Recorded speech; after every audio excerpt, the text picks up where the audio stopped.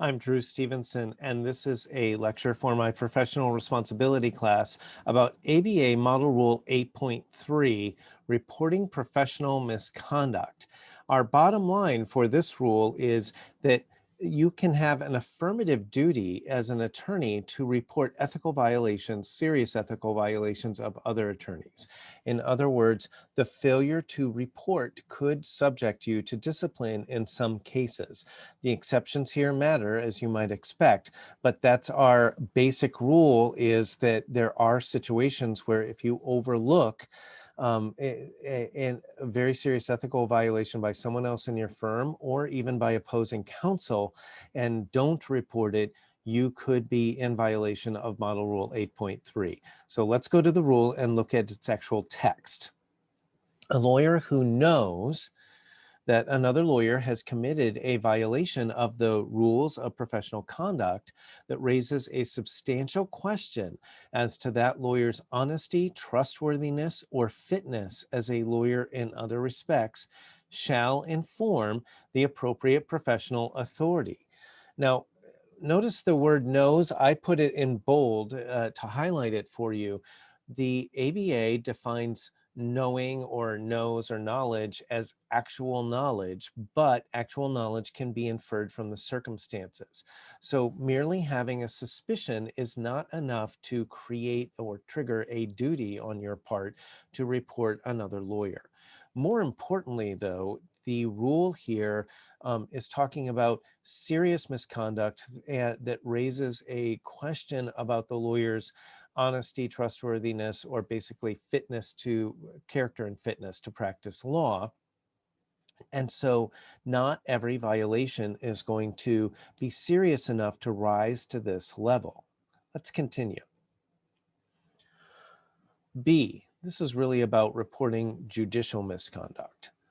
A lawyer who knows that a judge has committed a violation of applicable rules of judicial conduct that raises a substantial question as to the judge's fitness for office shall inform the appropriate authority. So if you become aware that a judge is taking bribes, for example, or harassing jurors, or doing something else that's a really egregious violation of the judicial conduct, you may have to report it. For purposes of the MPRE, watch out for this question. Remember that the Code of Judicial Conduct is one of the most lightly tested subjects on the MPRE. In fact, you're likely to only have 4 questions that are really testing your knowledge of the Code of Judicial Conduct. But there are some other rules about judges, about lawyers, and where they will give you a hypothetical where the judge violates a provision of the Code of Judicial Conduct. And this is one of those situations where you are reading a question on the MPRE, you think, oh, this is one of the judicial conduct questions, but watch out for the call of the question. It's really about the lawyer and whether this is serious enough to trigger a duty for the lawyer to report, or will the lawyer be subject to discipline for not reporting this? And again, this implies that not every violation of the Code of Judicial Conduct is necessarily means that the judge is no longer fit for office. But there are some that would disqualify you, a person for office. And in those cases, you actually have a duty to tell on the judge or report the judge. C, and here's some big exceptions.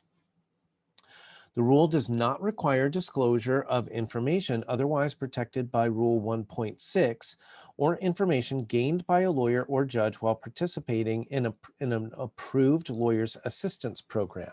And so this may remind you of our exception or one of our provisions in Rule 8.1.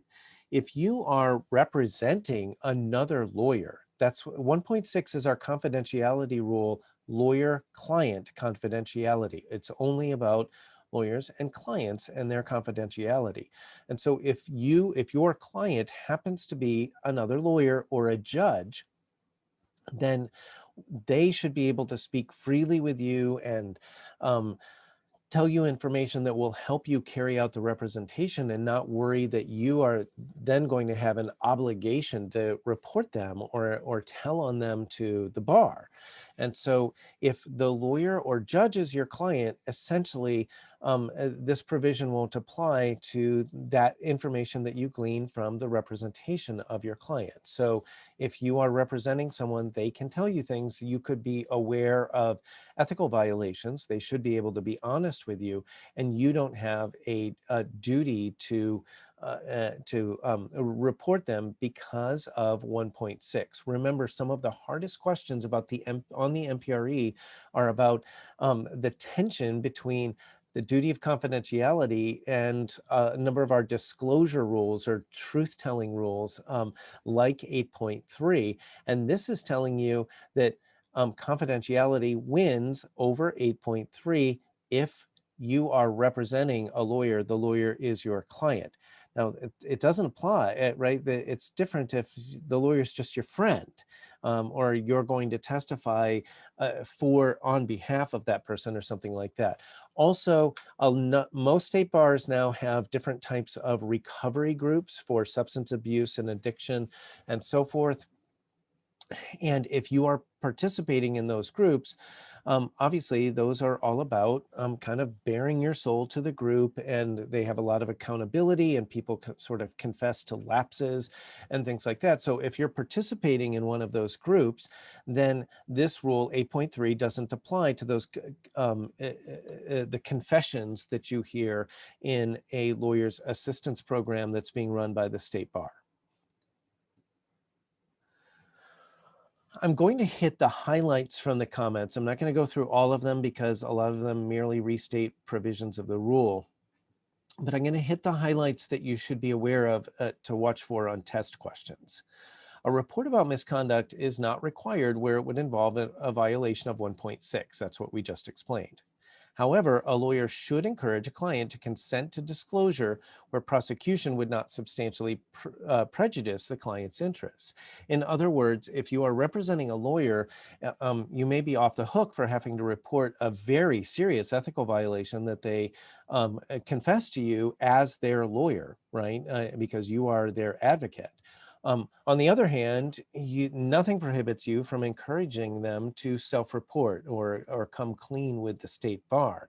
And if you watch out for this on the MPRE, that could be sort of a trick question. If they give you the option of encouraging your client to tell the truth, that's probably the right answer, in fact.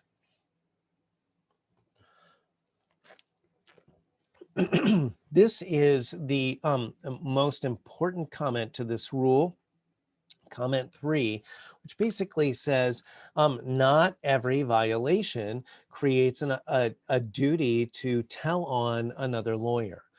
So this type, so let's go through here. This rule limits the reporting obligation to offenses that a self-regulating profession must vigorously endeavor to prevent. And so a measure of judgment is therefore required in complying with the provisions of this rule. If you see a phrase like that in the comments, it means we have a gray area, right? We have a little area of uncertainty that are going to be in the eye of the beholder. So if they're saying you have to use judgment, ultimately that gives you some discretion, but it also gives discretion if you are someday in trouble to the grievance committee. To decide whether you exercised reasonable judgment. So the term substantial refers to the seriousness of the possible offense and not the quantum of evidence of which the lawyer is aware. Now, for 8.4, when we get to the next rule, there's going to be a discussion about they're going to return to this issue of what is a serious enough obligation to really reflect on your character and fitness to practice law. And so this rule, 8.3 and 8.4, sort of interact with each other or dovetail to some extent. Note here that when it says substantial, it's about the seriousness of the offense, though, and not whether you have proof. In other words, if you are facing discipline for not reporting another lawyer, then it's not going to be an excuse that you didn't feel like you could prove it, so you weren't going to report it. If you have enough evidence that we think are going to call it, that they did this and it was serious, then you still have a duty to report. Okay, comment 4. The duty to report professional misconduct does not apply to a lawyer retained to represent a lawyer whose professional conduct is in question. We've already talked about that. Okay, this is a review from an ABA ethics opinion that we talked about earlier in the course. And I just want to remind you, in 1994, in opinion 383, the ABA said you can't use the threat of filing a disciplinary complaint for leverage in a case. In other words, if the person committed a serious violation, you should report it or don't. But we don't want lawyers kind of promising to not to report serious violations in order to get a better settlement out of the lawyer who committed the violation when they're opposing counsel. And so, and this applies, notice it says civil cases. The model rules don't prohibit this, but the ABA has decided that it's implied. And so this may not be used as a bargaining point, right? That you can't use a threat of, I'm going to report you to the bar as a bargaining point or bargaining leverage when the subject misconduct raises a substantial question as to opposing counsel's honesty, trustworthy, or fitness as a lawyer, because in these circumstances, you have a duty to report it. You can't agree not to do it because you're basically promising to withhold information that would be in and of itself a violation on your part. It would also be improper to do this if, first of all, the misconduct is unrelated to the civil claim. And so don't try to do this extortion. That, in other words, you are committing an ethical violation if when you're sitting down to settle a case, you tell opposing counsel, by the way, I know that you violated the conflicts of interest rules or the rules about fees last year with another one of your clients. If it's not related to the case at hand, then now you're just engaging in blackmail, right?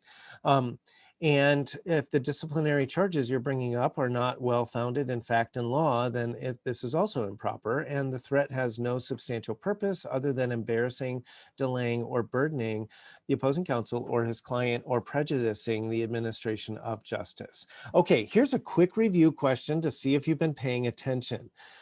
Could an attorney be subject to discipline for not reporting a serious ethical violation by another lawyer that she observed herself? Yes or no? Hopefully you know the answer to this. If you don't, you should go back to the beginning and watch this video again. That concludes our little video lecture about Model Rule 8.3.